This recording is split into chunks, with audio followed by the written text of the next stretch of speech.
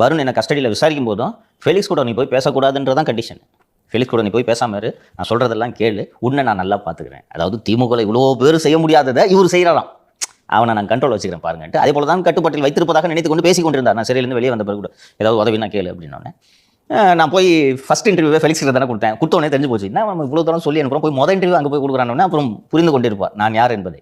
So இப்போது இந்த வரம் தரும் வருண், அந்த வரம் தரும் வருண் வீடியோவுக்காகவே அந்த வீடியோ பற்றி பேசியதால் அந்த ராஜராஜேஸ்வரியிடமே ஒரு புகாரை வாங்கி எஃப்ஐஆர் பதிவு செய்யப்பட்டிருக்கிறது.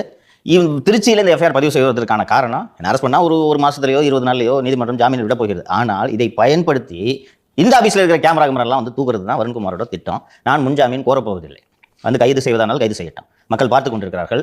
ஒரு அதிகாரியை கூட கட்டுப்படுத்த முடியாத ஒரு துப்புக்கட்ட அரசு இந்த அரசு என்பதை மக்கள் புரிந்து கொள்வார்கள். தேர்தல் விரைவில் வர இருக்கிறது.